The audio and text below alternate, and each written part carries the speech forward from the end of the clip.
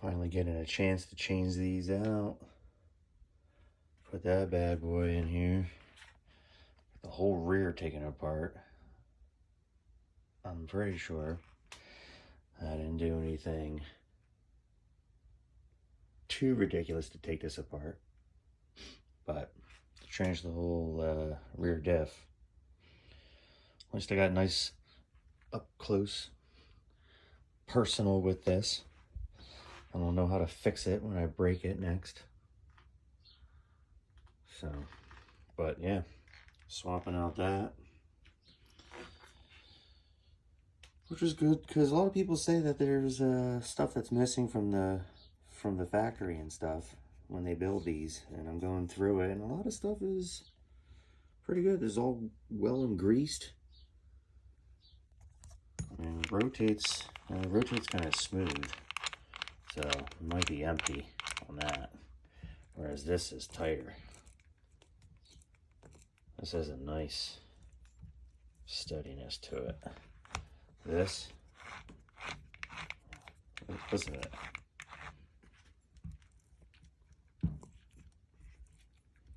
So the diff oil that they have in here is definitely higher, definitely thicker.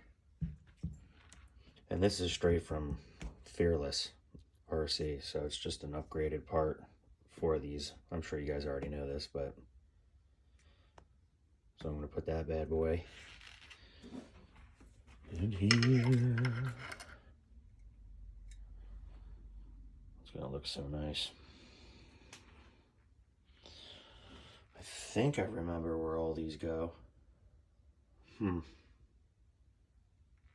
Hope I was paying attention. Well, we shall see. Well, stay tuned for an update. So here we go. I just got it all installed, or mounted, I should say. Not really installed. It's not even completely done yet. But the only thing I ran into is underneath here. These screws I had to take out.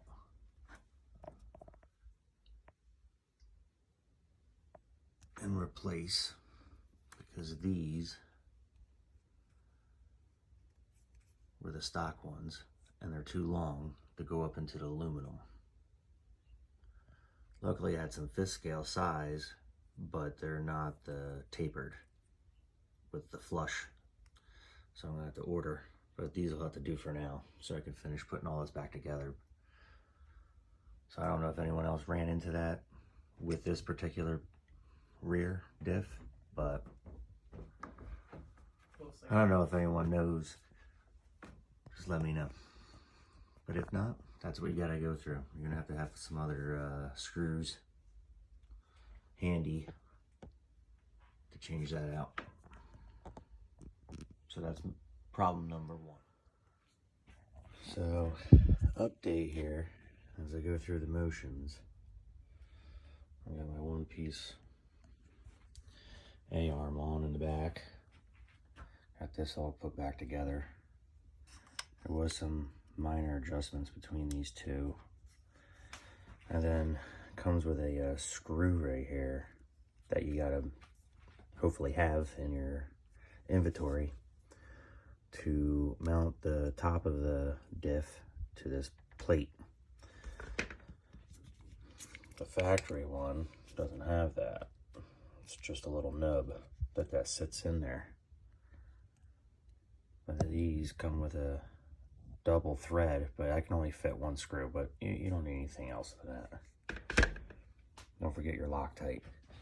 But here's all that. I mean, we're good with that, but I'm not sure. I gotta shop and probably order before. I'm not putting this back on.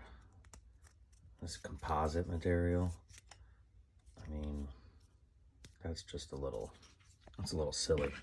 After all this aluminum, they give you the one piece that you probably should have at least a metal.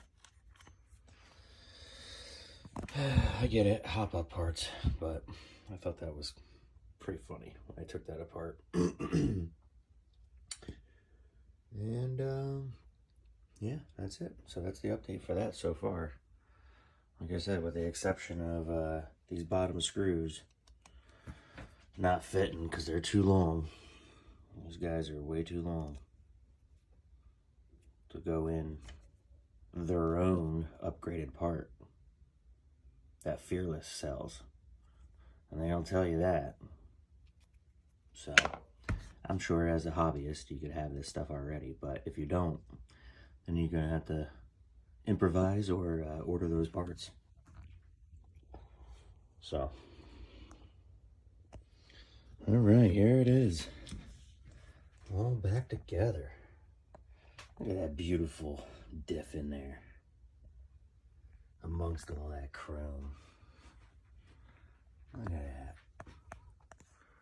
I like it. I like it. Well, I remembered to put all the nuts and bolts and screws back. But again, I'm going to have to wait. I already ordered it from Fearless. They just have an upgraded steel system, steel kit. It's a high speed. I think it's 42 and 24. So 42 to 24.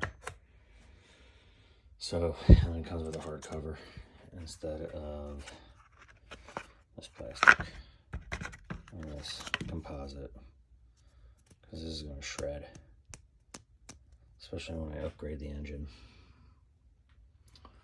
So, but that's it. There it is. I don't have to worry about shredding gears. We'll see how long it holds up. And hopefully I don't have to ever touch it after all that. So, stay tuned till I get this bad boy running. Get this engine broken